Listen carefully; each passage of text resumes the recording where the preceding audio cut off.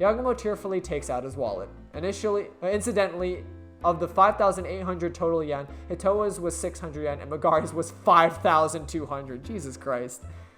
After shaking the water off the capsule, Misawa opens it and takes out the paper. He slowly unfolds it and... made you look dumbass. Nice. Yasakai's Shrine Hishoi dedication was at 3 p.m., so the times don't match up at all. What? You're right. The times don't match at all. Right? Even if the plans changed for some reason, something's still off. How could they change plans that suddenly when they've been exchanging letters in secret? Yeah, the time of death doesn't match the letter, so how do they match each other? Hitoa, the case hasn't been solved yet, has it? I don't think so. For the last time! Holy shit, he kicked him! Stop talking already! Gah! Apparently he had an allergy patch test to prepare for an earlier surgery, and it turns out that his resin allergy. He has a resin allergy.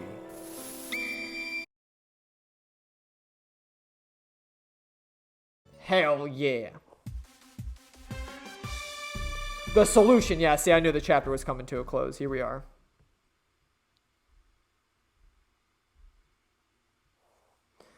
Will-o-wisp, will-o-wisp.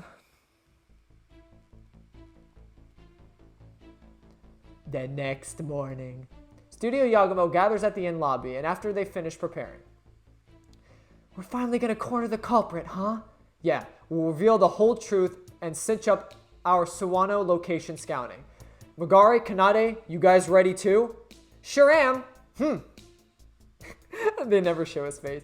It'd be funny if, like, at the end of the game they did actually show his face. Okay then, let's go.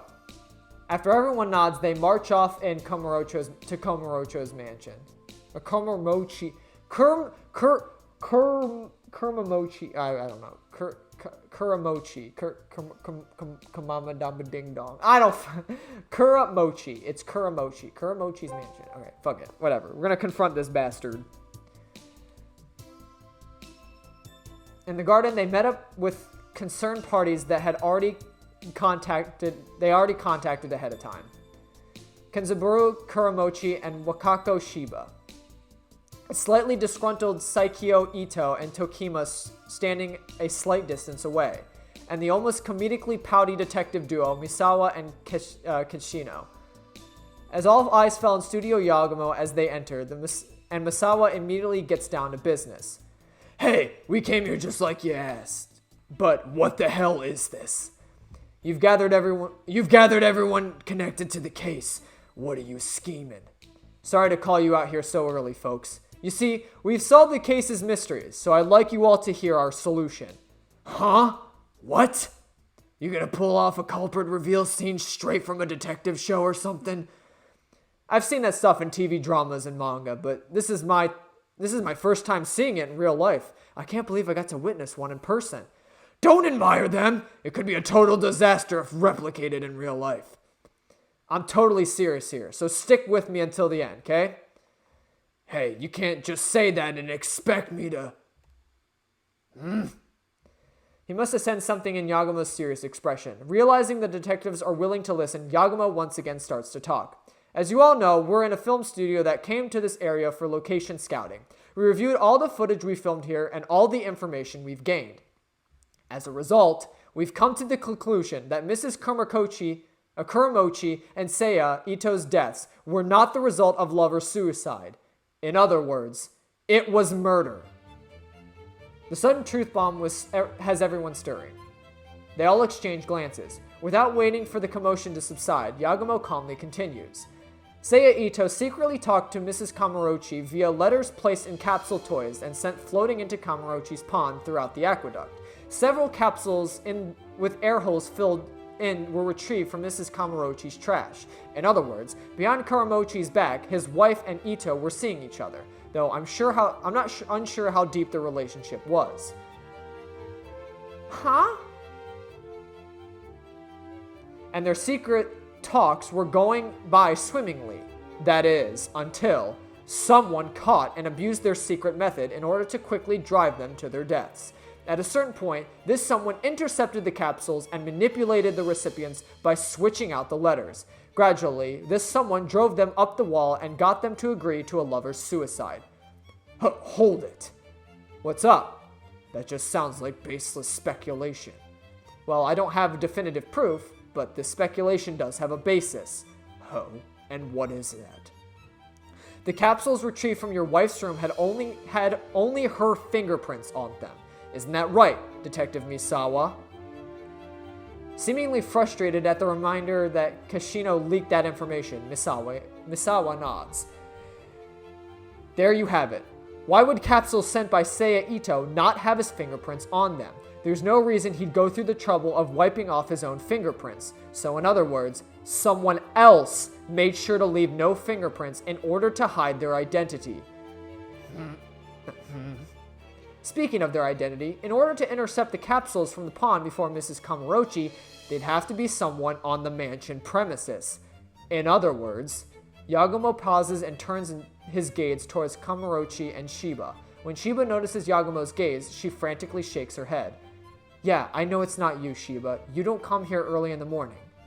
Which means, Yagumo stops talking once he says that much. At that moment, all eyes in the garden fall on Kuramochi.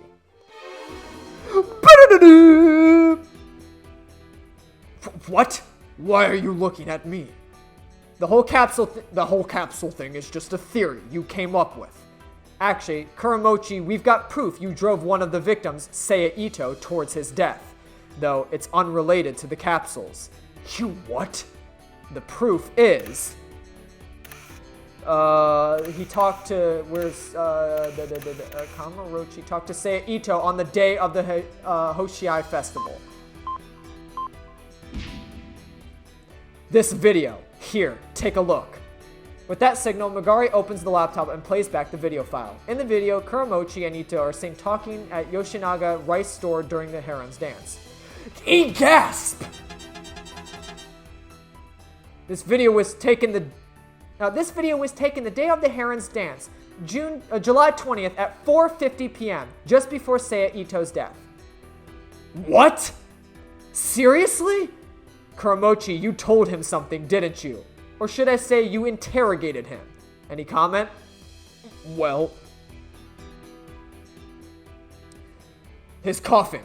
Right? His coughing. You remember, don't you? He was interrupting the solemnity of the dance with his coughing. So yeah, you warned him about his coughing. Exactly. You saw how it was bothering the tourists, didn't you?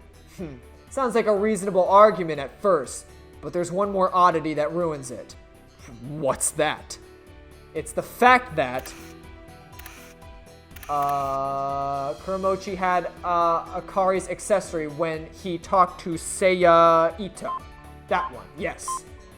Why'd you have the necklace, brother? Look at what's in your hand in the scene. Now, what might that be? Gasp! Soichigayo! Caught off guard, Kuramochi falls silent and goes stiff. Yagumo gives him a sidelong glance as he talks to the detectives.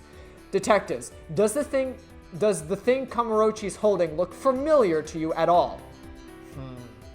It's the necklace that Mrs. Kamurochi was wearing. The pendant looks exactly the same. Yeah, it's exactly like the item we confiscated. But why is it there? Right, if he was just warning him about coughing, why would he need to show him that? More importantly, why did you have the accessory that his wife supposedly wore when she died? It just happens to be the same type of necklace. I checked with the guy who sold the necklace. It's a one-of-a-kind. There's no others like it. That is, unless you tried to reproduce it. Reproduce it? Easier said than done.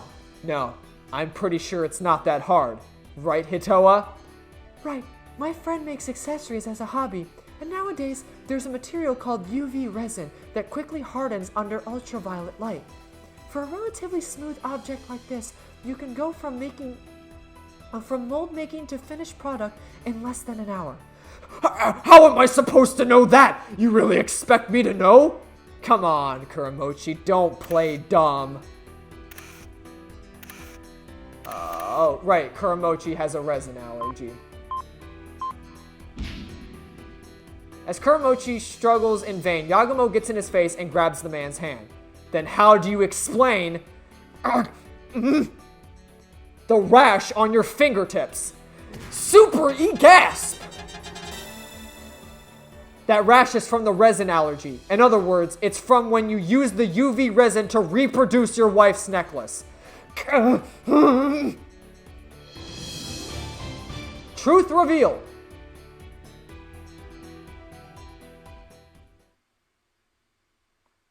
Kuramochi hangs his head. Yagumo lets go of his hand and turns towards the detectives. I heard that Seiya Ito was a worrying type. Kuramochi's plan was probably to give him fake letters from his wife, draw him to Yasuka's shrine during the Heron's dance, and drive him to suicide. Right before that, Seiya Ito had wandered out of his house to see the Heron's dance, unsure of his decision to die. So Kuramochi showed him his wife's accessory, which he prepared earlier, to drive him to death. My wife just died, leaving a letter saying she was committing a lover's suicide with you. How dare you show your face here alive? Kuramochi probably said something like that. Driven over the edge, Seiya went back home and hanged himself. I see. So that's why his time of death was later than scheduled in the letter, 3 p.m., when the Heron's dance was dedicated to Yasuka's shrine. Exactly. So even if he's guilty, it's only for aiding the abetting a suicide. Kuramochi looks up when he hears Misawa's words. Right, exactly. Huh? Let me guess. Who cares? My crime is only aiding and abetting a suicide, not a major crime. Yes, that's exactly it.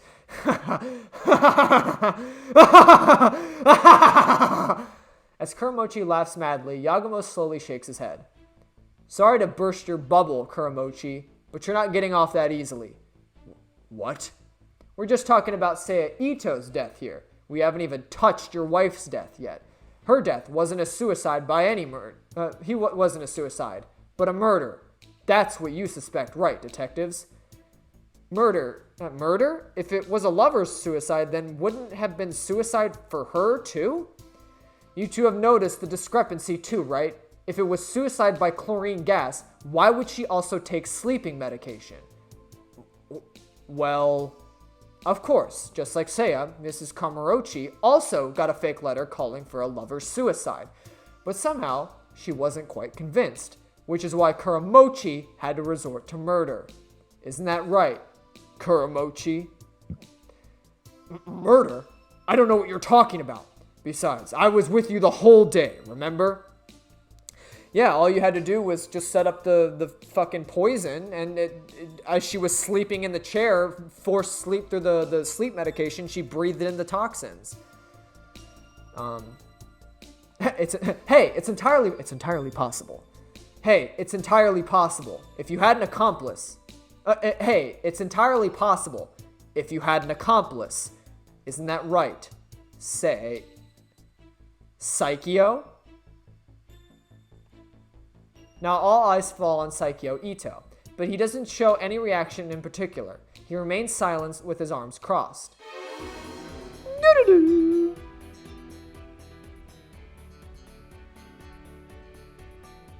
I didn't realize we were getting two of these in once. Saikyo, you're the one who killed her, aren't you? I don't understand. I was with Tokima at the Tokodari Irinari Shrine all day until evening. How could I have done it? Yeah, that's right. He was with me all day. I can vouch for his alibi. I see. Well, there's no reason for you to lie, Tokima, so I can trust you there. Funny you should mention Tokodari Irinari Shrine. The great Inari works miracles and punishes evil, which is why he showed us a miraculous sign. What? Hey, you better stop screwing around before I get pissed off. I'm not screwing around. The miraculous sign was the will-o-wisp that appeared at night. That ain't no will-o-wisp, sir. A will-o-wisp. Huh? I've been It's been the talk of the town. The night that Mrs. Kumarochi died, a will-o-wisp floated in Tokudani Irinari Shrine's Torii corridor. Meh?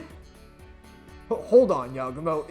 This isn't the time to joke. A will-o-wisp? No, it's not a joke. Look, Ito suddenly went pale at the mere mention of it. Ito suddenly went pale at the mere mention of it. Huh? Tokima turns to a flustered Ito. Just as Yagumo said, the smug Ito had suddenly gone pale, with sweat oozing from his forehead. Ito? Hey, Ito, funny story about that will-o-wisp. They showed up last night in the same place. Not just one, but 2 or 3 of them. Oh, and look, you look real surprised now. You must be a real occult fanatic, huh? You bastard! Okay, time for another occult story. The UFO-like object flew from Kumarochi's mansion toward the stadium. Or the shrine. Whoopsie. A UFO. Gasp! Huh? Hey, come on now. What kind of nonsense is this? Will-o-wisps? UFOs? Oh, sorry, but I'm serious. Right around the time that Mrs. Kumarochi died, we caught a UFO clearly on film, and it was flying from Kuramochi's mansion towards the Tokudani Irinari Shrine. What? Huh? You mean it wasn't a UFO, but... Exactly. It wasn't a UFO, but a drone. Ito, you've been using a drone to shoot material this whole time, haven't you? Tokima showed us your articles. Your photos were taken from angles that should be impossible from the ground. So what? You saying it's wrong to use drones? I'm not saying you were wrong to use drones. I'm saying you used drones for wrongdoing. You can get a clear view from Kuramochi's mansion all the way from Tokudani Irinari Shrine, where you murdered Mrs. Kuramochi with a drone. Kuramochi put his wife in sleep with the meds, filled the metal basin with bleach, and then set the acidic detergent bottle upright inside it. He tied the bottle to something like a piano wire and fastened the other end to the drone outside. With the correct timing, you can control the drone to pull the piano wire, knocking over the bottle and creating chlorine gas. In Mrs. Kumarochi's room, there was a single skylit window cracked open. That's where the piano string fed through. It was probably Kuramochi who set that up. There's a blind spot in the Torii corridor outside the pillars where tourists can see you. You hid there a few minutes to fly the drone, tricking Tokima to think it was a bathroom break. Nonsense! What proof do you have that I flew the drone? I said the will-o-wisp was a sign, remember? It's a sign that will reveal our culprit. What? The wind was so strong that day, you lost control of the drone. When you lost control of the drone, the wind blew it up the top of the Torii. Wary of onlookers, you gave up daytime retrieval and came alone at night. In other words, the will-o-wisp seen at the night of the incident was your phone light as you climbed up the Torii to look for your drone. You have no proof it was mine! Remember what I said? More will-o-wisps appeared late last night, too. Those were our lights that we investigated the Torii corridor late at night. In other words, Yagumo takes out some sort of machine part out of the plastic bag in his pocket. Look what we found here. A piece of the drone that broke off upon landing. Bet you missed it since you looked late at night, and it should have your fingerprints all over it. Damn it! Truth revealed. Saikyo howls as he grabs at Yagumo. But before he could lay a hand on him, he's quickly detained by Misawa and Kishino. Damn it! Damn it all! Let go! Let go! Damn it! Saikyo struggles until he realizes that he can't shake off the detectives and fall to his knees. Yagumo slowly walks up to him and speaks up. Saikyo, you and Kuramochi conspired in the case. An odd sort of exchange murder, should we say. Kuramochi has an understandable motive, but what drove you to kill your own brother? Heh. Because we're twins. Because you're twins? Yeah, because we're twins. You know about twin telepathy, right? Twins can feel each other's senses from far away. Sounds pretty occult, but it's real. He was always such a gloomy bastard, and each time he'd get dressed, so would I. Whenever he had an asthma attack, I nearly suffocate too. It's happened ever since we were kids. It's so depressing. It made me want to kill him. I see. Then let me ask you one more question. Seiya and Mrs. Kuramochi were supposed to die at 3, but Seiya ended up dying later than planned. How did you make it sure that Mrs. Kamarochi's death would still coincide with Saya's? Oh, that, huh? What did I just say? Twin telepathy. As soon as he died, I knew. Finally, he was dead, and I flew the drone over as soon as I felt that. It wasn't until he died that I finally felt alive. Yes, it was pure ecstasy.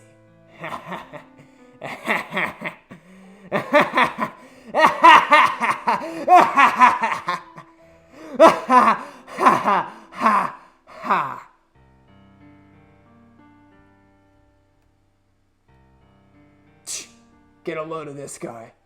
Okay, on your feet. Ito laughs maniacally as Kamarochi stares blankly. Kachino and some backup officers take them away. As Studio Yagumo silently watches, Misawa speaks, leaving his subordinates to do the dirty work. Hey.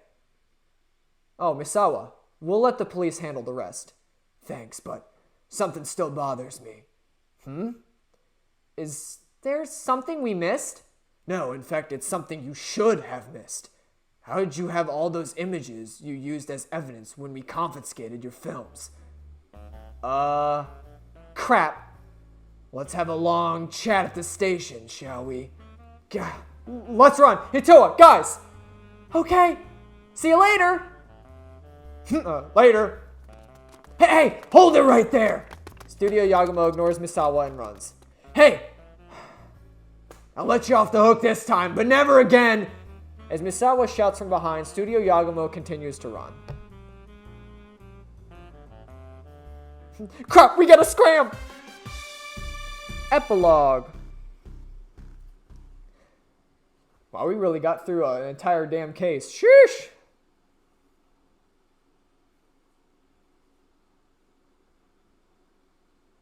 So, with that out of the way, cheers! We solved the murder! Hello, Tagosaku? Is that how you say Tagosaku? What did? Oh, hello, Tagosaku! I think that's what that's what they're implying. Yay! Yahoo! At Yagumo's signal, they share a toast. Studio Yagumo is not Tagosaku, a famous izanagi, izakaya in Masudo. Masudo Shimane to celebrate the end of their Sawano location scouting. Whoa, this homemade tofu is amazing! The squid sashimi is amazing too. It's so clear. It's a feast for the eyes too. So let's soothe our pain with delicious food and drink. Yeah, seriously, this location scouting was rough. I'm pooped. I was shocked at what happened, but I'm glad I tagged along. It was a good practice for a role in a mystery film. I'm glad you say so. I kind of felt bad dragging you into something weird like that. No, don't mind me, please. It's just kind of sad that Kuramochi's motive turned out to be money. Oh? Yagumo frowns at Hitoa's statement. According to this morning's paper, Kuramochi had used up his father's inheritance and tried murdering his wife for insurance money. Damn. Well, that's man, that sucks. She was a baddie, dog. What the fuck? She was a baddie. You're gonna kill a baddie just because you want insurance money? Fucked up, man. Yeah, it would have been a bit more humanizing if it was out for revenge for his wife's cheating. Yeah, it would. A slightly solemn mood fills the room. Mugari then speaks up loudly, as if to lighten things up. Oh, that reminds me. There's something I wanted to ask you, Director. What's that? Well, there were 3 candidates to choose from when for your leading actress, right? So I was wondering what made you choose Hitoa. Huh? Oh, I want to know too. Why did you choose me, Director Max? Well, what can I say? I just felt something click. That's it? Well, you just seem like a better choice compared to the other candidates, Hitoa. She turned out to be a fantastic choice, at least. I can understand not picking a veteran actress since she might be hard to direct, but the other candidate was young too, wasn't she? So why didn't you choose her? Like I said, she just didn't click with me. But your reaction to her was weird. One look at the profile and you slammed the envelope shut. So you didn't even consider her? That's kind of sad. No, you see, did something happen between you and her? You two get in a fight or something? No, it's nothing like that. It's gotta be a sister, right? It's gotta be something like that, right? It's nothing like that. You're kind of making it sound like you only picked me because process of elimination. That's a little disappointing. Spit it out! What exactly was your problem with the actress? Oh, well, how do I put it? She's my little sister. Huh? Your little sister? Yeah, Isogami probably didn't notice because her stage name, but she's my little sister. Oh yeah, it would be kind of awkward to film a TV drama together, huh? Because remember, we got the email note that said she was going to be in town, too. That's kind of like your other hint as to that it was his little sister. But as soon, because I mean, why would the game go through that process of Yagumo like slamming the fucking thing down, like, nope, don't want to do that if it wasn't someone important. So I literally right off the bat I was like, it's his sister. Like, come on, the clues are there. Like, they were already there from the beginning. So I know, right? That's why I didn't pick her. I didn't even know you had a sister, Director. I should have gotten a better look at her profile. I'm kind of curious what she looked like. Or maybe we can find her if we search for the actress Yagumo. Oh, in that case, let's get to it. Stop. Like I said, she's got a stage name, so you won't find her searching for Yagumos. Boo! Then tell us your little sister's stage name. No, it's kind of embarrassing. Huh? What's the problem? Just tell us. I don't want to. We're gonna find out anyway, so why not? Don't want to. Everyone gets excited over the topic of Yagumo's little sister. They enjoy the rest of their rowdy night surrounded by good drinks and good eats. I fucking knew it. I called it. Did I not call it, like, as soon as he, like, slapped that envelope down? I was like, it's a sister. Like, how could it not be? Oh, shit. Do we have another song that'll, shoot me? I think it's the same song. Actually, I did discover, though, because, as of, like, recording this today,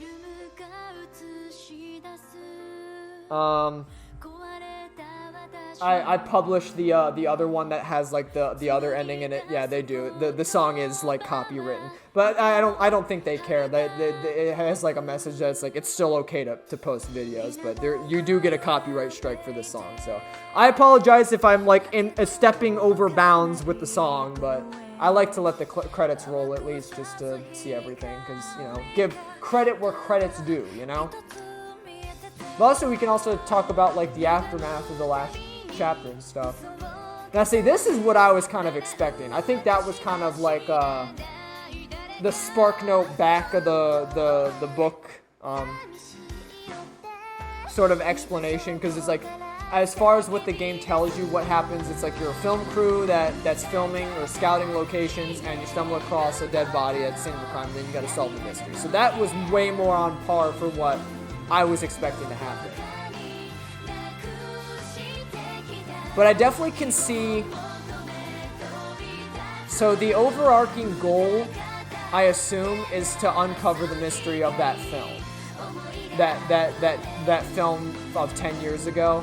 I think that's the final mystery that we're going to be trying to work towards, but obviously we're probably going to have side cases in between. That probably will, like, maybe link them or something. I don't know. We'll see.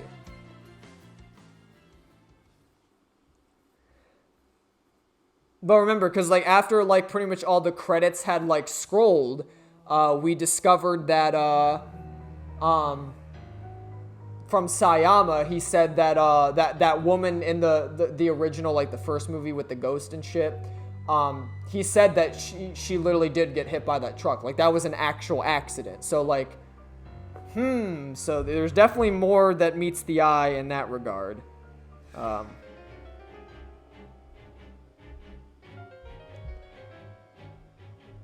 But I'm also curious. So, obviously we still have more Yagumo parts.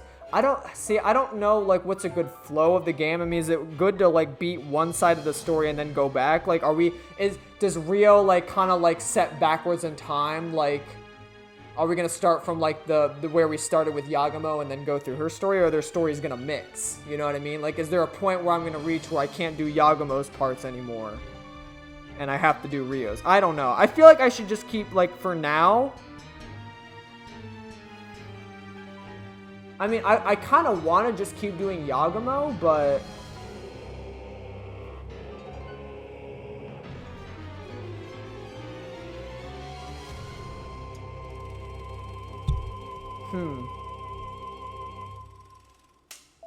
Because, I mean...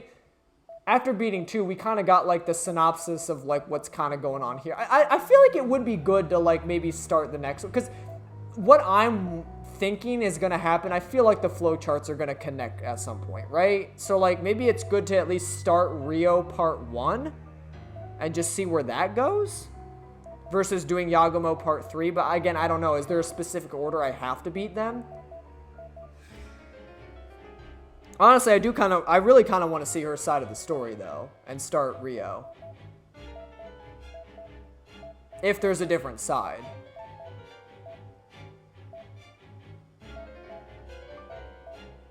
You want to start? You know what? Let's take a walk on the wild side of town. You know what I mean? I'm feeling frisky. I'm feeling fresh. I'm feeling like I'm hot diggity damn. I feel like a new man. Rio Part 1 Prologue.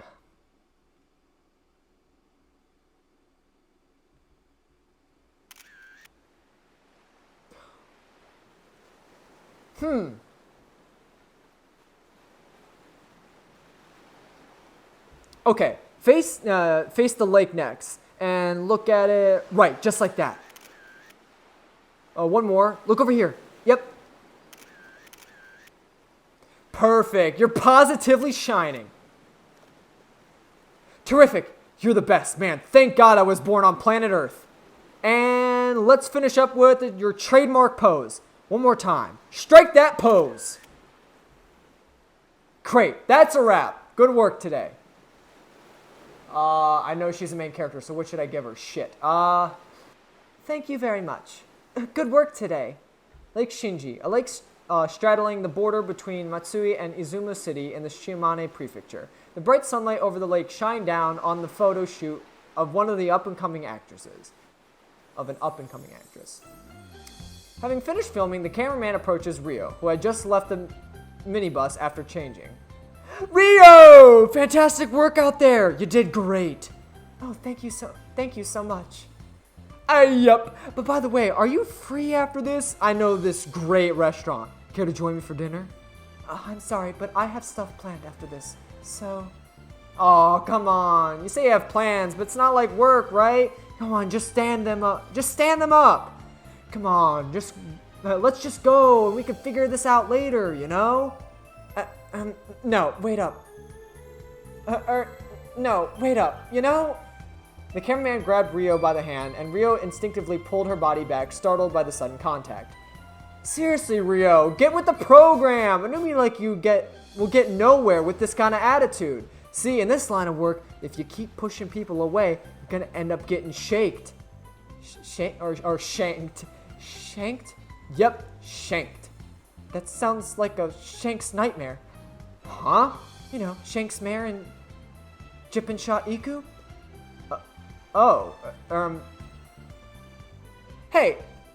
Hey, didn't I tell you to cut it out with trashy puns? Oh, Manabe. Manabe. The one to interrupt their show, now coherent conversation, was one Shoko Manabe. She had been working with Rio's personal manager for the last 6 months. Don't call them trashy, that's awful. Telling those bad puns as soon as you come up with them is the same as taking them out of the trash can. Stop it. Fine. Good. Incidentally, Maaaan fixed his glasses and turned her gaze to the cameraman next to her. It seems to me like you were trying to stir Rio along, even after she said no. But that was just my imagination, right? No. You are well informed that this kind of conduct is unacceptable in our agency. Yes? Also, I've taken the liberty of shooting videos of Rio on my camcorder to help get her to use the camera, and your talk back there is on film. That's not what happened. Not at all. You've got the wrong idea. It was, that... I'm afraid I haven't the foggiest clue what that is. Maaan's tone turned harsher, as if in a reverse proportion to her voice. The cameraman seemed to become smaller. It was, the accident. An unintentional coincidence.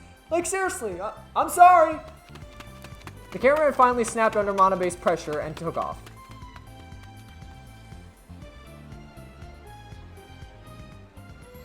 Thank you.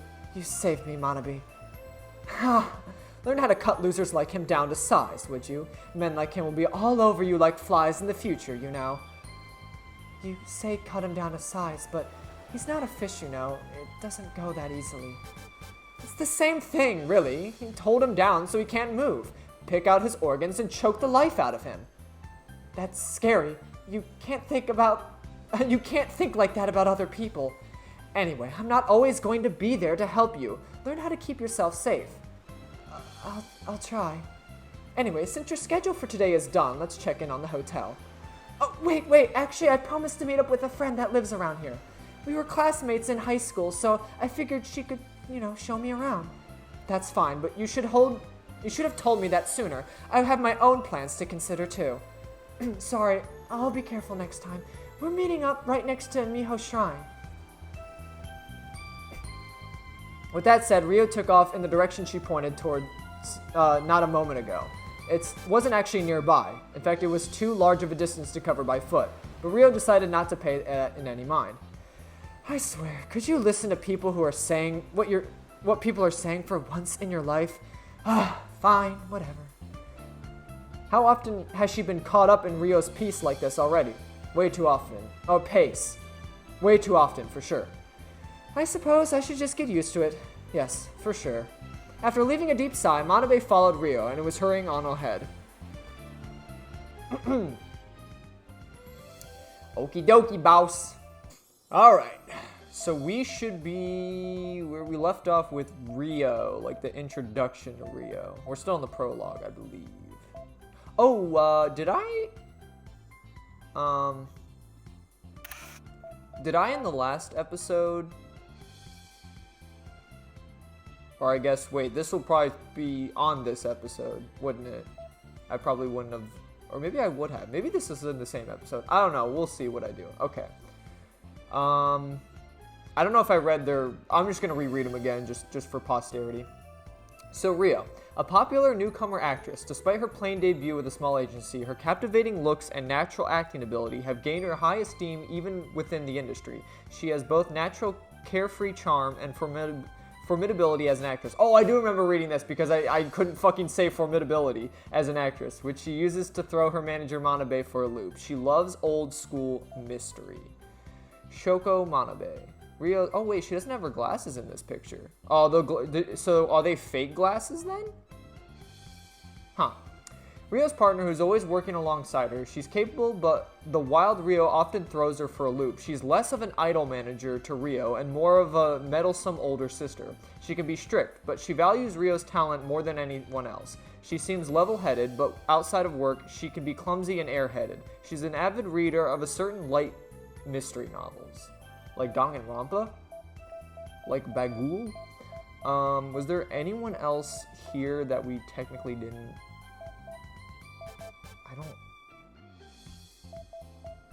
I don't think so. Yeah. Alright. We should be good to go from here. Is there anything else that I can do at Lake Shinji? I know we kind of like left the area. What's wrong, Riho? Weren't you going to meet up with your friend? No, I just forgot to take a picture. A picture? Keeping an up-to-date blog is important for an up-and-coming actress, right? We've got Lake Shinji as a backdrop. Why don't we take a picture here, Miss Manager? I swear, you're only ever dependable when it comes to things like this, aren't you? But even as she complained, Manabe still assumed her manager's duties when it came to snapping a photo. Oh wait, shoot, I didn't like full screen my thing here. Alright, we're good. Manabe took a picture full of passion, meant to bring out Rio's beauty and appeal. Do I get to keep that picture? I'm gonna hang it up on my wall. Look, it's me at the beach, guys. Alright, I guess that's all I can do there. I don't know, maybe, because I'm worried about, like, missing extra stuff, you know what I mean? I don't want to miss extra stuff. Miho's shrine built in honor of Miho Tsuhime no Mikoto and Koto Shiranoshi? Koto Shiranoshi. Again, I'm really sorry about, like, butchering everything. Said to be the patrons of commerce, safety at sea, and marriage. The two of them stood before the Great Temple Gate, which was regarded as a tangible cultural property, as Rio waited for her friend. I wonder what's keeping May. It's about time, I think. She isn't here yet? It's not like May to be late for anything, but... Rio looked around when a woman who stood next to the water basin for cleaning one's hands walked up to her with a smile. I think she's a main character. What should I do? Rio! It's been forever! Huh? Wait, is that you, May? It is, isn't it?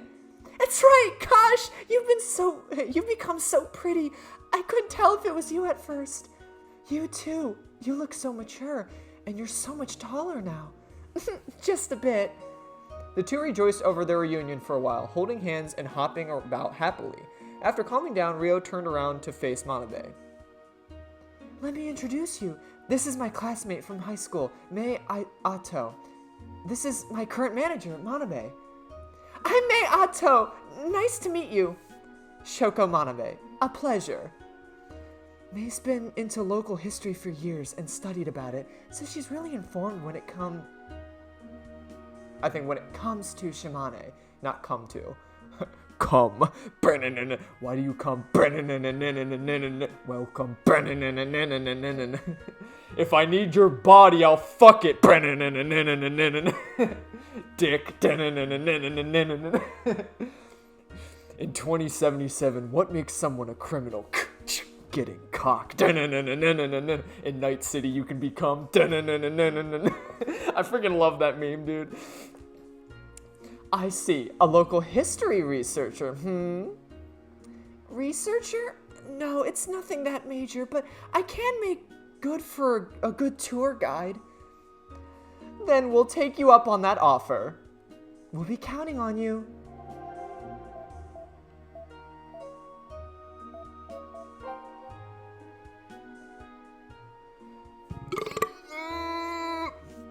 Fuck. I always tend to think that, like, when I have, like, outbursts like that, like, playing a female character, that they just, like, they actually sound like that. So, like, they just mask their feminine voice the whole time, you know? It's just like, oh my god, guys, let's go play some baseball. Whoopsie. Let me get back into character real quick. Oh, guys, yay! So, May, what is this shrine all about? Miho's shrine celebrates Miho Tsume no Mikoto and Koto Shiranoshi.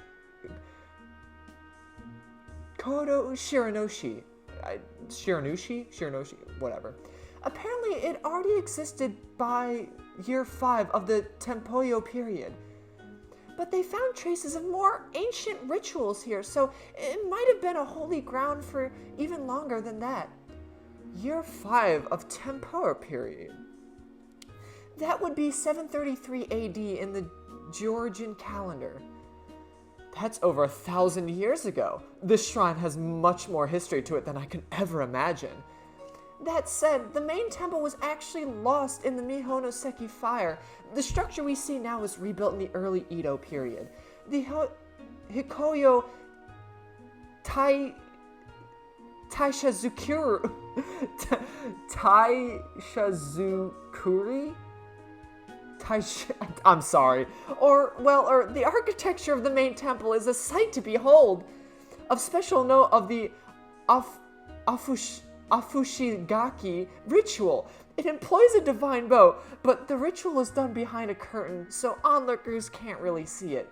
It's a 10-day ritual, and it's so laborious to...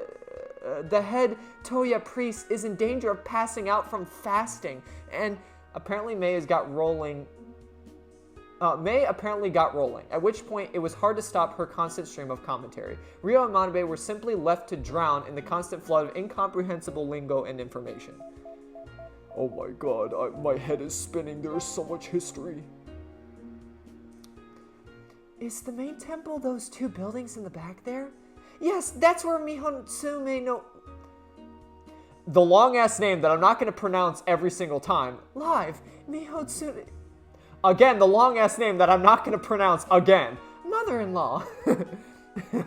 Wow, living with his stepmother. I bet they get really fussy. I don't know about that. I get the feeling gods have their way of getting along. Anything else? The main temple of the buildings back there. No, we're good. Alright. Do you attend local college here, May? Yes, it's my third year at Shimane Central University. I mainly research Yakumo Koizumi. Yakumo Koizumi, the author of Kawadon? Right, that's him. His real name is Patrick Lafacio Hearn. He married Setsu Kozumi after moving to Japan and lived in Matsui. There are records that Yakumo Kozumi visited the Miho Shrine. I see. Hey, is there anything else? I'm sure there's plenty more you could tell me about the shrine. Well, remember how I told you that the long name I don't really care about is enshrined here? Well, he's an important deity for the transfer of the land myth. Transfer of the land? Put simply, it's a story of how him and his father, Okuninushi were defeated in battle and gave up Izumo to the heavenly gods. After losing in the battle, the long name I don't care about flipped over his boat, which floated on the ocean and he hid beneath it. Oh, I get it. My little brother would have always skulked to hide in the closet when he lost an argument over pudding. It's like that. Yes? I think.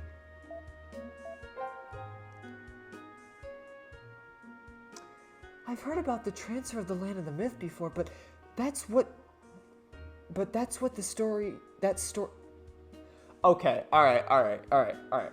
Listen, I don't want to be the type of guy that's like, oh man, these people, don't know how to type. But I'm sure English is probably their second language, so it's, there's some kind of lost in translation. I mean, this game is primarily Japanese. There's a reason why, there's so many Japanese words and phrases and places that are mentioned in this and that I'm having a hard time pronouncing. But, I know for a fact that some of these sentences aren't coherent sentences and they're missing words. So, I'm not going to fault myself for maybe not being able to read a lot of this stuff, but that's what that story about. I'm assuming it's supposed to be, but that's what that story's about. I don't know, just because for me it's harder to process, especially because I'm trying to get into character. I'm reading as the character's voice, and also I'm just reading. So there's just a lot to go into when you're trying to get into character and voice act.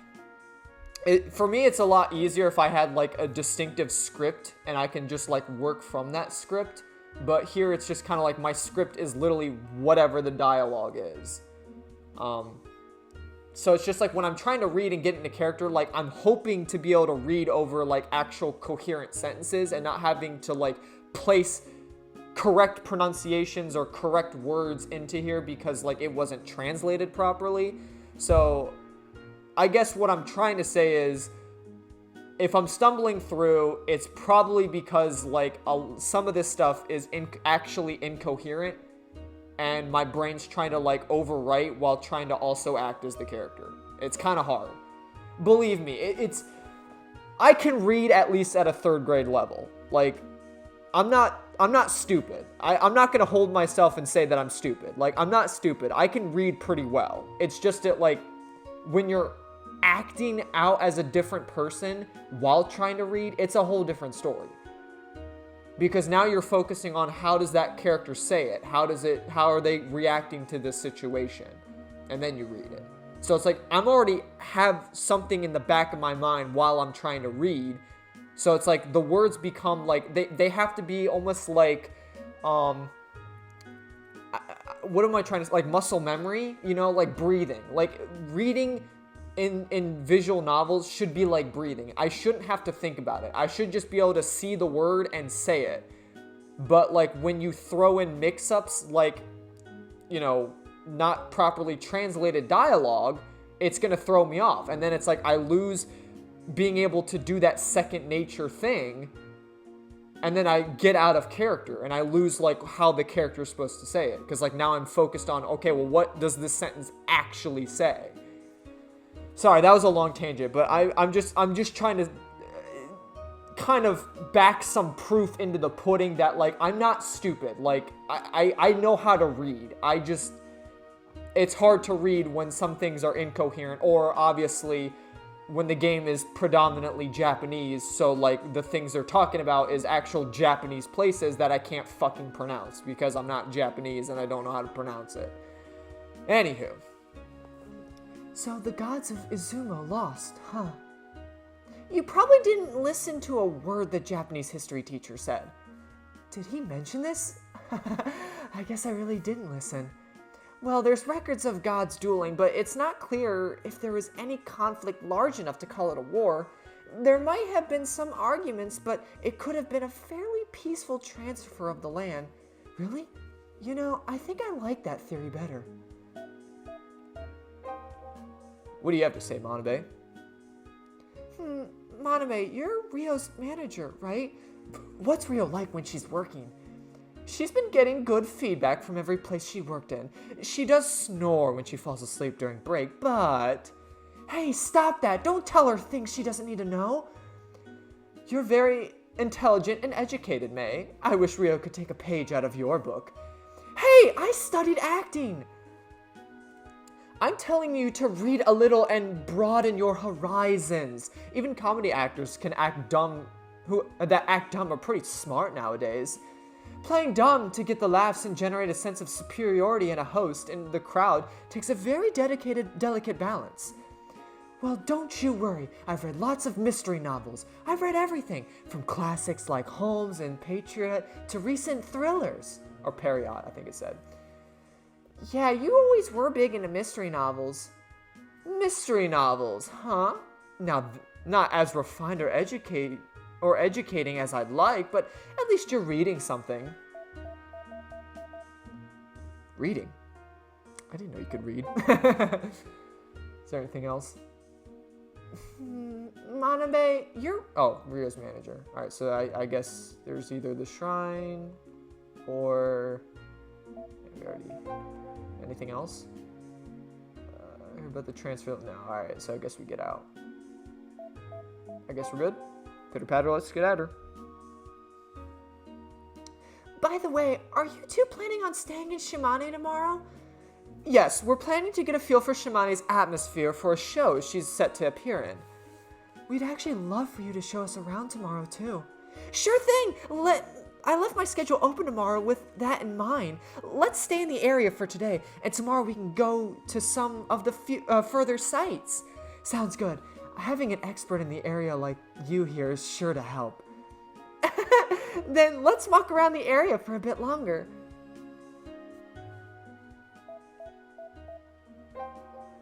Okie diddly. Now this here is the statue of Wakatashi Makaduka. I'm sorry, I shouldn't say that. I feel like there's a little bit of racism if I say things like that. They soon arrived in Miho Inn, and Manabe swiftly finishes their check-in procedures. Wow, you really are an actress. I can't imagine staying in such an expensive inn. We were actually planning on staying at a cheaper inn, but this place had 2 vacant rooms. Oh, dude, is it Ibuse's? Did he vacate the premises? I wouldn't mind sharing a double room, but Manabe was really against it. Of course! You've kept me up with how you snore and toss in your sleep one time too many. Come on, it's not that bad. Have you heard of sound levels, Riho? It's a unit of measure for how loud noises are. Well, I recorded your snoring last time, and the gauge says it's 120 decibels. Yeah? What about it? It's the same volume as having a diesel engine humming right next to your ear. A diesel engine? I'm actually wondering if you're about to take off or fly off into the sky with how loud you can be. I'm sorry?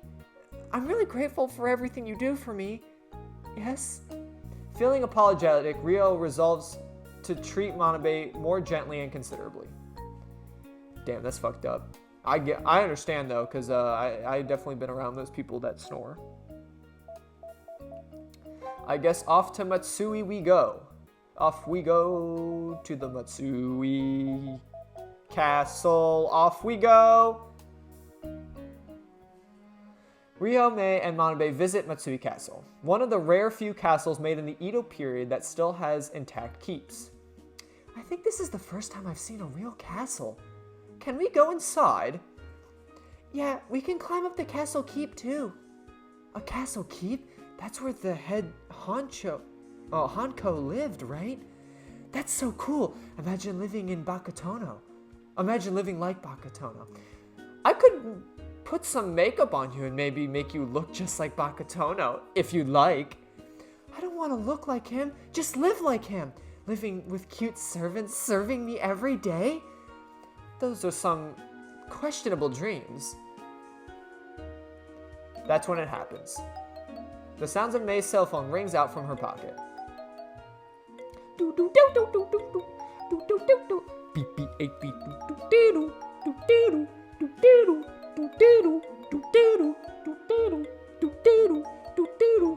I have a pen. I have an apple. Apple pen. I have a pen. I have pineapple. Pineapple pen. Apple pen. Pineapple pen. Pen pineapple. Apple pen.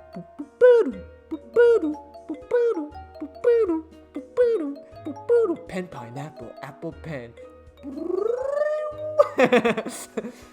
Oh, sorry. I gotta take this. She pulled out her cell phone, and in her face lit up as soon as she pressed the phone to her ear. Dad? Oh, it's been too long. Huh? You're coming to Shimane? May must have been close to whoever it was, because her voice was quite cheerful. I mean, she did say dad, right? Really? That's great! Give me a second. May put the phone aside and turned to face Rio. What's up? Actually, my dad just told me he's on his way to Shimane. He said he'd love to have dinner with my friends. Are you alright with that? Oh, sure. Rio said it's fine. Okay, Dad, I'll be seeing you then. You look really happy. You must get along with your dad. Yeah, he's into archaeology and folklore too. So talking to him is a lot of fun. He moved to the Iwate because of work and hasn't been back in a while. I wonder what happened. He must have wanted to see you again. You think? I'm sure of it. Anyway, let's head to the restaurant. Yeah, Dad said he's got reservations at Restaurant Bear. It's a 15-minute walk from here. The Restaurant Bear. Bear! I'm gonna fight you with my bare hands. Arr, arr, arr. There were already a few groups sitting at the restaurant, chatting and laughing cheerfully. Rio's group was led to a table for 4, where they took a seat. Looks like this place serves some original drinks. And it looks like they serve authentic Italian cuisine. I think I can expect some good food. Rio and Manabe said enthusiastically as they looked through the lavish menu. May, on the other hand, had been fidgeting nervously ever since they took a seat. Where are you, Dad? Say, Rio. Manabe whispered. Oh, say, Rio. Manabe whispered to Rio. Was May always, has May always been like that? Like what? How do I put it? It's like she's a bit too attached to her father. Manabe speaks awkwardly, staying as uncommittal as possible. May's always been kind of a daddy's girl. I think she's just been kind of lonely because her dad started studying in Shimani's university. I see. That's a bit surprising. Women at her age usually butt heads with their fathers. Yeah, I was like that too.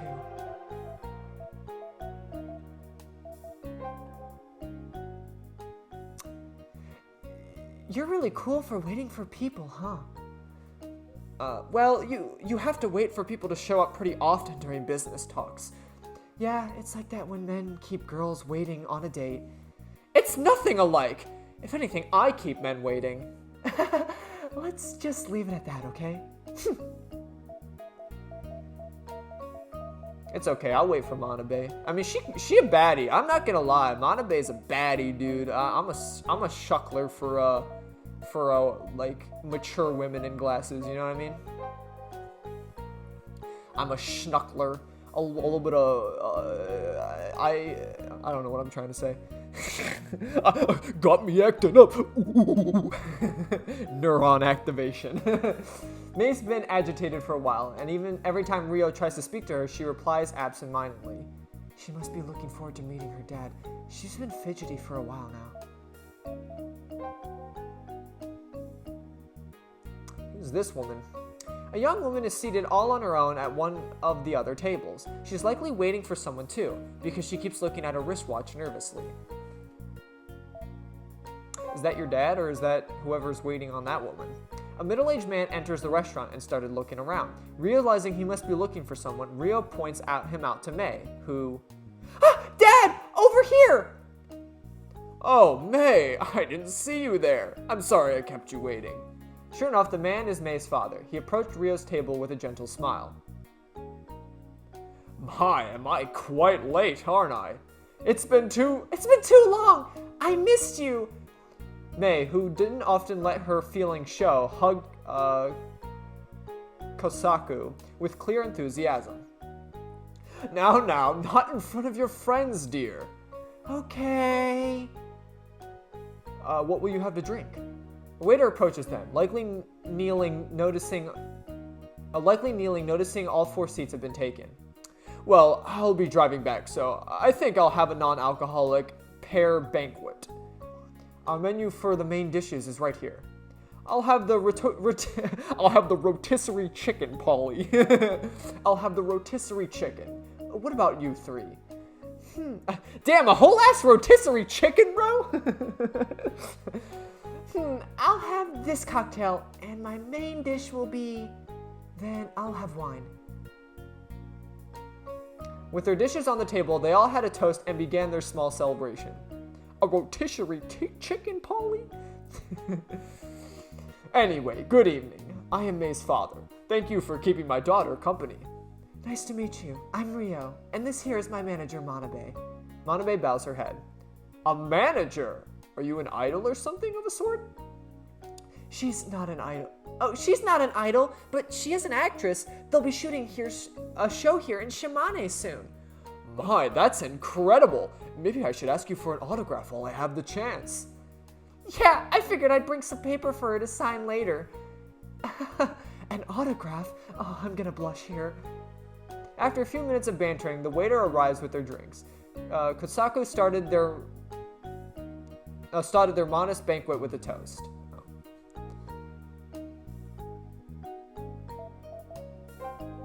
I guess I should hear it from the man himself. My daughter told me a lot about you, Rio. She talked about you just about every day. Dad, that's embarrassing.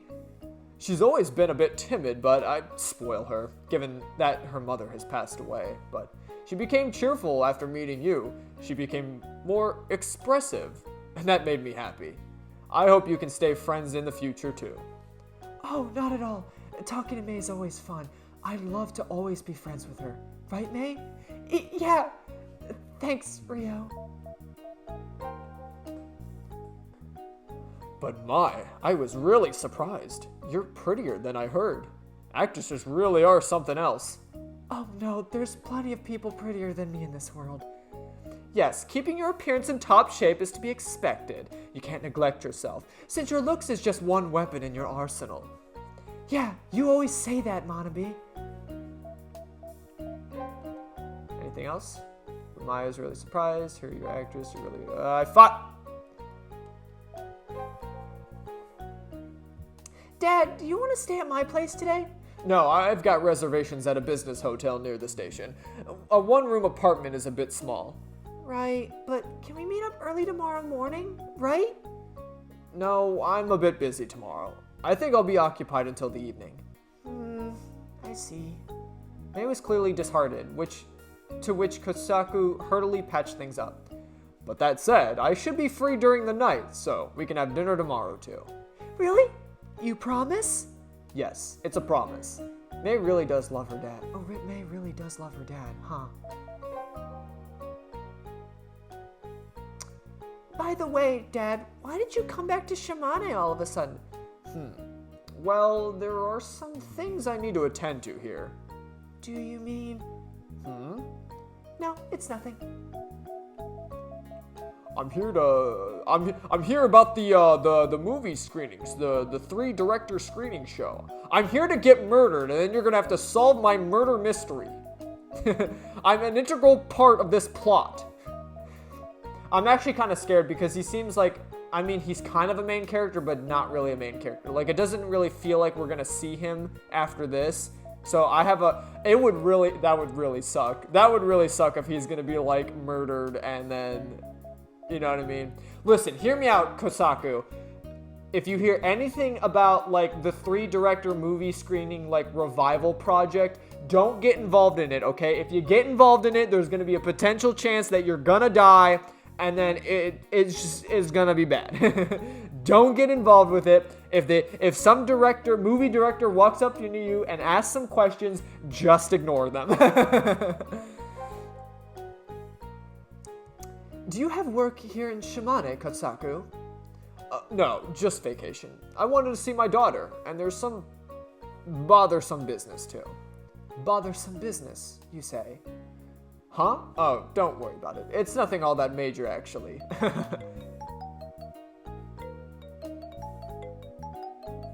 Is that her phone again? The pleasant conversation is disrupted by the sound of a ringtone. As Kosaku glances at his... Oh, it's his phone. Man, they have the same ringtone? Oh, that's cute. At his phone, his expression turns severe as he rises from his seat. My apologies. I have to take this. Yes? Yes? Right now? I see. No, understood. I'll be right over. Kosaku returns to his seat, no longer as calm as he was before. He was upset by something, and made no effort to hide it. I'm sorry. Something has popped up. I'll have to leave early. You're leaving? Don't worry. I'm still in Shimane for a while. I'll stay in touch. Kosaku gathers his things and gets up from his seat. Take care, Dad. Mei sees him off with a somewhat anxious gaze, as Kosaku walks away without answering her concerns. I wonder what happened to Dad. I've never seen him make such a scary face before. It must have been something work-related. You know, being grown up can be tough. Rio tried to soothe Mei, but those words didn't seem to reach her. Ooh, wait. Okay, so she's got to... Oh, shit. What should I do for her?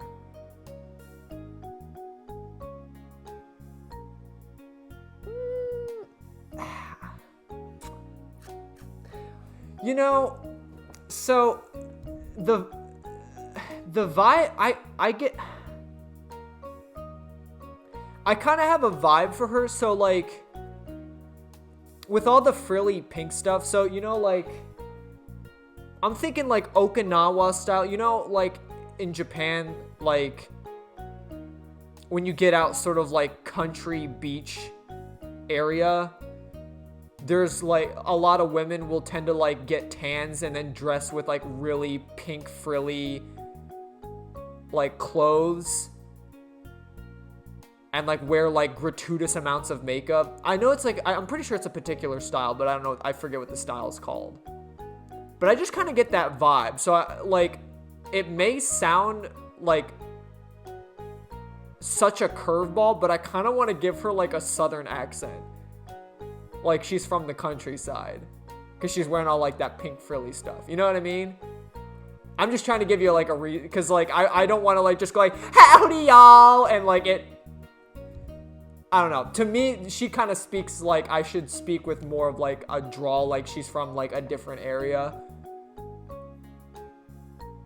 Plus, you know, I need to like switch up my range because like a lot of the women in here, it's like they almost have like borderline the same voice. So I really just gotta throw a curveball in. If she's gonna be a main fucking character, I have to throw a curveball in. Hey, can I have a sec?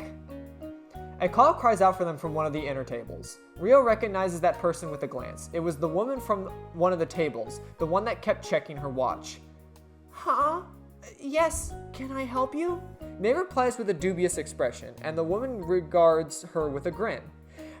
Well, I'm sorry if I'm wrong, but is that person that just left happen to be Kotsaku? Huh? Yes, that's him, but...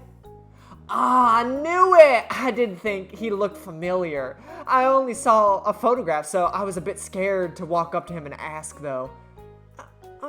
Do you know my dad?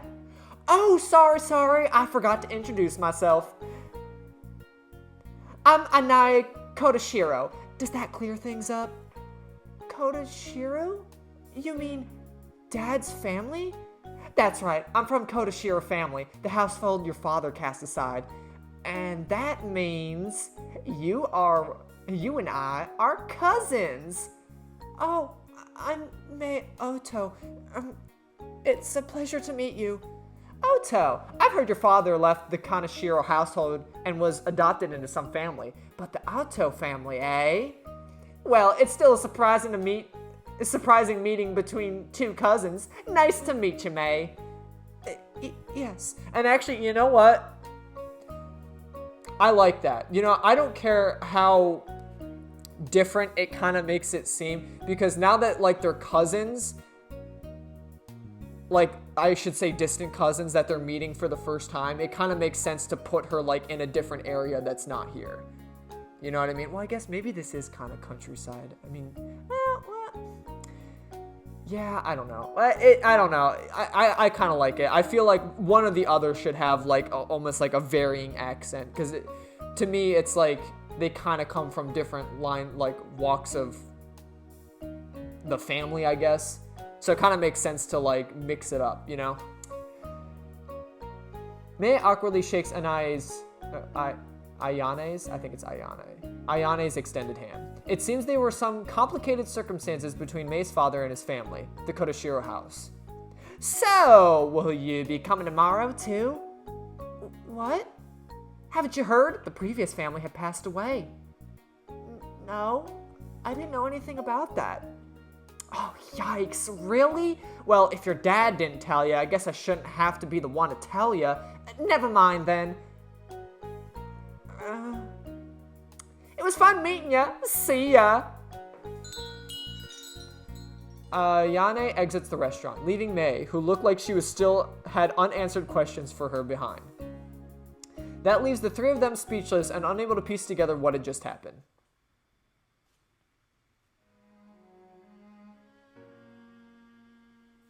Rio finished after dinner. Rio finished after her dinner.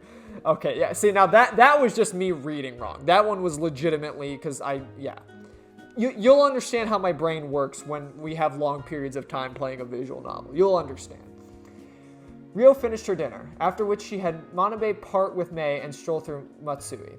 The chilly night breeze blows pleasantly against Ryo's mildly fleshed face. Mildly. Whew, I'm stuffed. Good for you. Now then, star actress, do you have a few words for the camera? What? Right now? Ryo puffed her cheeks as if bothered, but Manabe was already pointing the camcorder her way. The moment she switched on the camera, Ryo switched gears and put on her expression as an actress. Let's go. 3, 2, 1, action. A reunion with a friend, pleasant tourism, and a brief dinner, but the omens of tragedy have come were already there in plain sight. We would only come to notice them after it all had been resolved.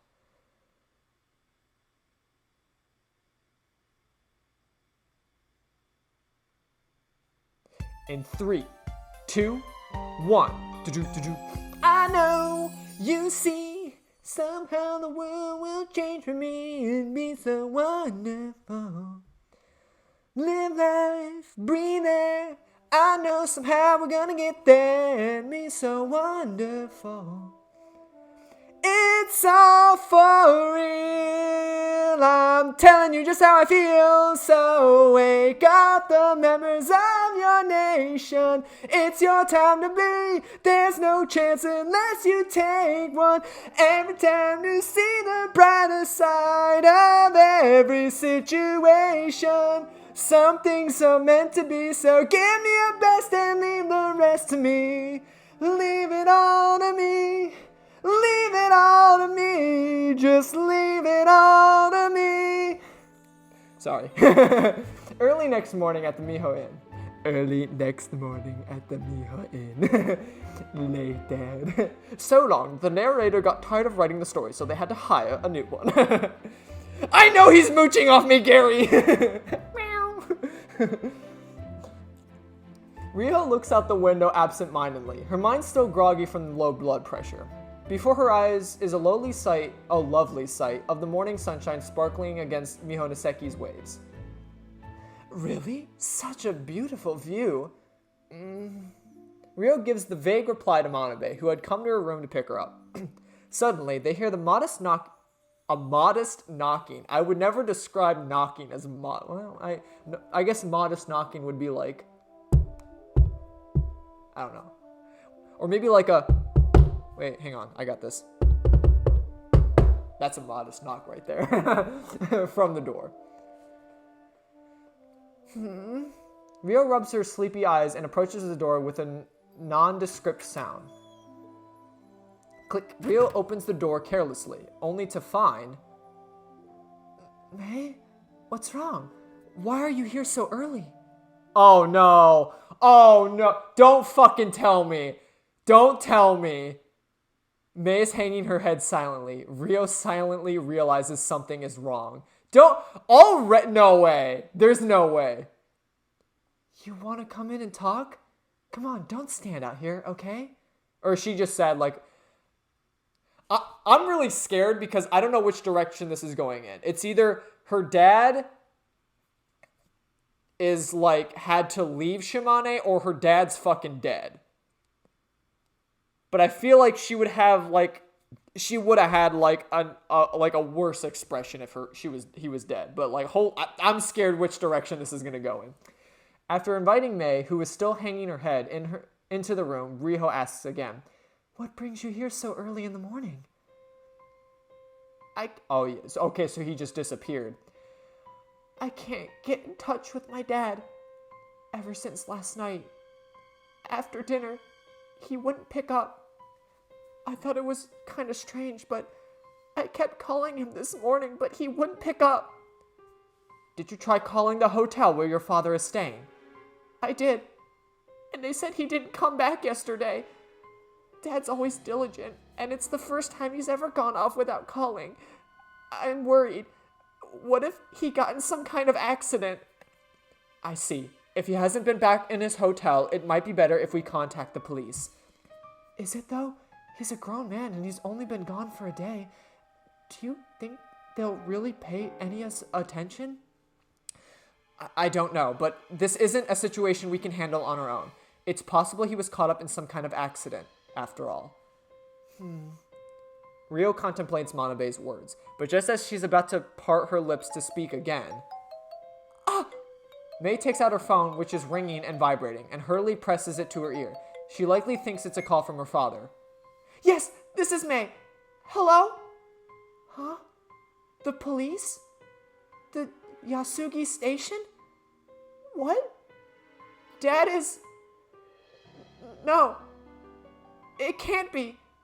May's eyes were wide with shock. Realizing from her demeanor that something big happened, Riho immediately speaks up. Oh no.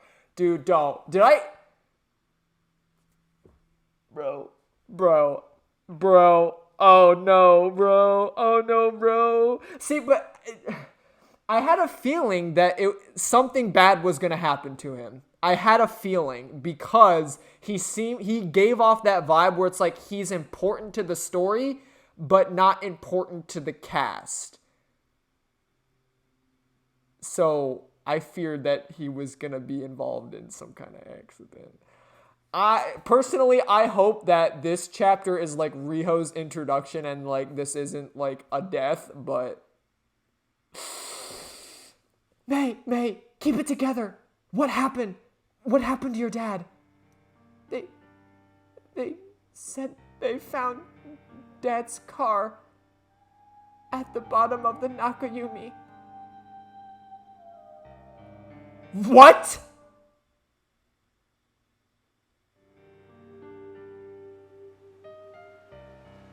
The Nakayumi is a lake that spans Mitsui and Yasugi Station. Yasugi City. Jesus. All the way to the port town that borders with the Tottori Prefecture. A patrol car arrives to take Rio and her group to the wharf. There are already a few patrol cars parked there, and they could see the automobile being pulled out of the water. Excuse me. We're with the Kosaku Atoi's family. Oh, sorry you had to come all the way here. Are you three of you members of the family? No, I'm his daughter. The other two came here with me. I'm an actress from Tokyo, Riho. And I'm her manager, Manabe. Yes, understood. I'm Toshiro Mamba. I was about to say Manabe. I'm Toshiro Mamba from the Metropolitan Public Security Bureau. Oh, wait, so if he actually has a name, do I have to... I feel like he's going to be like an integral character, so I feel like I should. I'm going to leave it. I don't want to, because there's already plenty of characters. I don't know. I feel like I should, let's just keep going. I'll maybe solidify it as we keep going, but I'm not going to like think about it right now. Is my father... Mamba averts his gaze to one side. Could you look over there? Oh, don't freaking... Is it true? Oh, man. I hope this was like some kind of switcheroo, man. Oh, no. Man, that's fucked up. His gaze is fixed on a blue sheet, covering something that is roughly the size of a person. May approaches the sheet with wobbly steps and slowly pulls it back. Her eyes open wide, and her hand stops in shock. A moment that feels as long as eternity passes by. Riho silently watches over May, and Manabe looks away, unable to watch. This is your father, Kosaku Ato. Is it Aoto? Aoto? Maybe it's Aoto. I'm sorry. Yeah. This is not a good time to be butchering things. Kosaku Aoto. Yes. Yes. This is my father.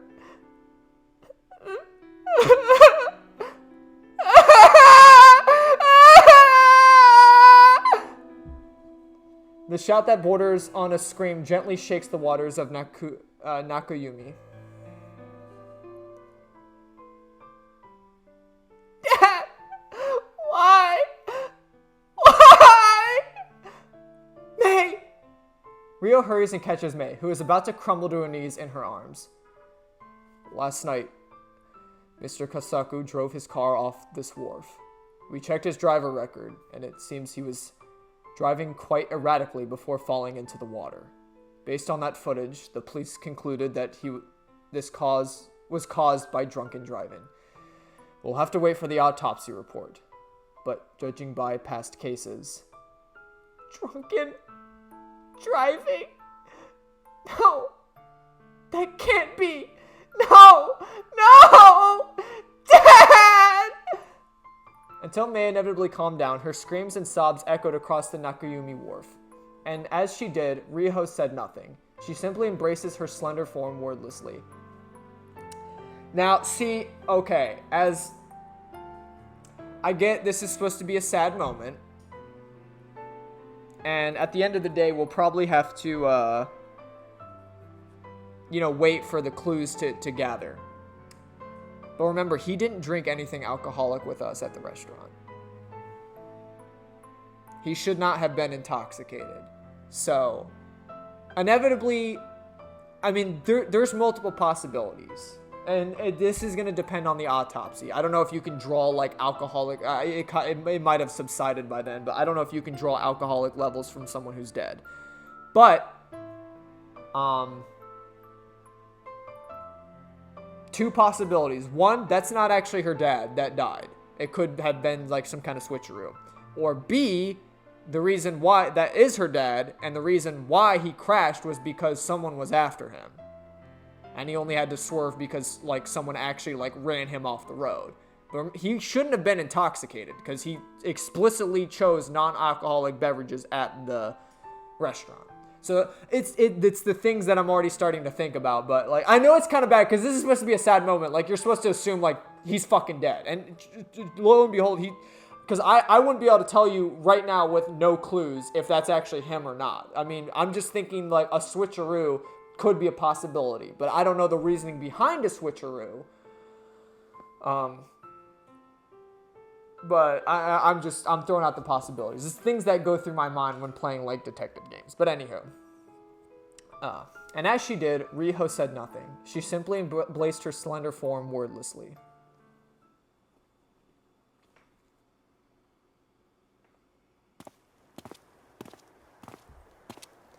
One hour later. Riho and Manabe take the weeping maid back to her studio apartment, and then head back to Miho Inn with grave expressions. The two of them walk on wordlessly, but eventually Riho stops in her tracks. Riho? Manabe, I really can't take this, after all. Can't take this? What do you mean? It kind of pisses me off that I can't stand it. Pisses you off? I understand, but there's nothing we can really do about this. I mean, the police are dead set on passing this whole case off as drunken driving. But Maaaan Katsuku isn't someone that would do that, and I'm going to believe her.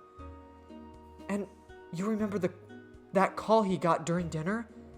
Yes, we don't know who called him, but whoever that was, Kotsaku started acting differently after that call. Right, and then he left in a hurry.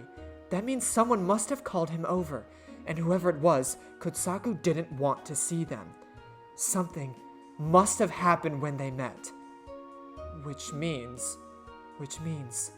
I want to look into this case, if nothing else, for May's sake. I had a feeling this is where you'd end up. We'd end up. Shouldn't I? Would you listen to me if I said no? I might as well clear up your schedule for this trip and let you look into things until you're satisfied. Yeah, but you don't have to come along with me. This isn't going to fly. I can't let a girl as reckless as you run along and into danger alone. I'll follow you through this with you, as your manager. All right. Thank you, Manabe. Riho bows happily, and Manabe simply cracks a sardonic smile. The two of them then hasten their steps, as if to show their resolve towards tackling this mystery. Hell yeah, we're on the case. An actress and a manager on the case.